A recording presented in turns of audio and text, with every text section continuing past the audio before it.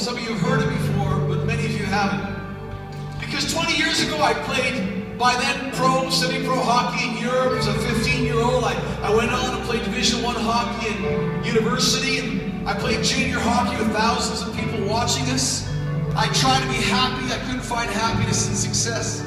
So I started falling into drugs and the use of alcohol, and that didn't make me happy. Relationships didn't make me happy. And by the age of 20, I wanted to take my life. I heard about religion. That didn't seem to work, because every year, twice a year, we went to church, and we went at Christmas and Easter. And that didn't make me happy.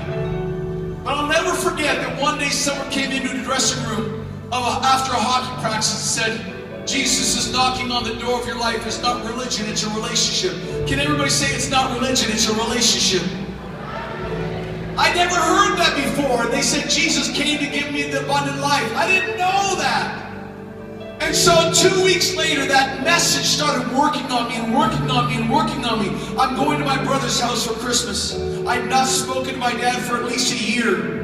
But that message was working on me, the abundant life. Jesus is knocking on my door. He's the key of my happiness. All these things were echoing in my brain. So I get to my brother's house and he says, Dad's coming for Christmas. It was Christmas Eve, and my father was going to come through those doors in a few minutes, and I prepared my heart. And I thought, okay, maybe it's time to reconcile with my dad. See, my dad was World War II hero.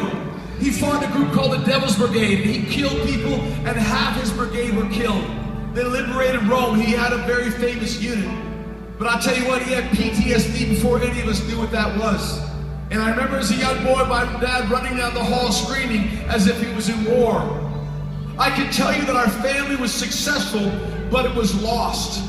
Our family, my dad became the president of a large corporation, but we were lost. My sister left home at 15, I left home at 15, and my brother tried to commit suicide at 17.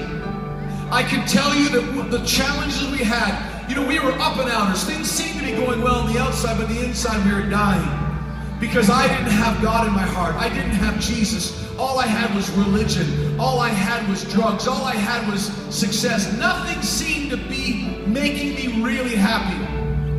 So my dad walked in the house. He wouldn't even say hi to me. I went in the room, packed my bags. I was ready to leave Christmas Eve. My brother came in the room and said, Paul, what are you doing? I said, I'm leaving. He said, why? I said, I hate Dad.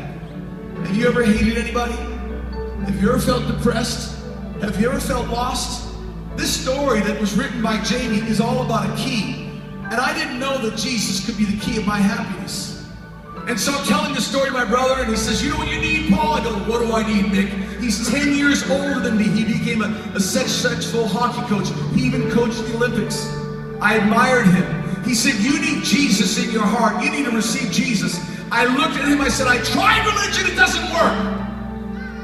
I said, I'm never going to receive Jesus.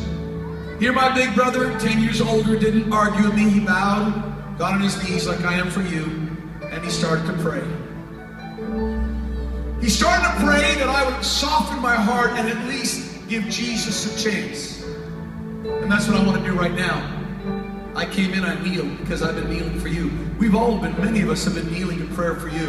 That you might be feeling depressed, or you're struggling with alcohol, or maybe you've gone through the pains of divorce, or I don't know, maybe you've wanted to be suicidal. I don't know what your story is. All I know is that Jesus is really the key. Because when he got on his knees, I fell to my knees. I said, okay, Jesus, you want my life? Fine. But I want two things in return. I said, I want to have a love of life again, and I want you to heal my relationship with my dad. And so I'll never forget, that next morning I woke up and I walked into the kitchen, everybody's asleep. I walked in the living room, my dad's sitting without the lights on. I saw him, it kind of startled me. He says, come on over here, Paul, we need to talk. We talked like we'd never talked in my entire life. And at that moment, I remember looking up to him and saying, you're real, you got me. Now all these years later, not only did God heal me and set me free from depression, addictions, he also gave me a love of life again. He healed my relationship with my father. I led my mom to the Lord. I led my dad to the Lord. I met this incredible lady sitting in the first row. I led her to the Lord. We led her mom to the Lord, her brother to the Lord. I ended up marrying Denise, and 38 years later, we're sitting here. We're sitting here telling you that Jesus is real, and he wants a relationship with you. Would you bow in prayer?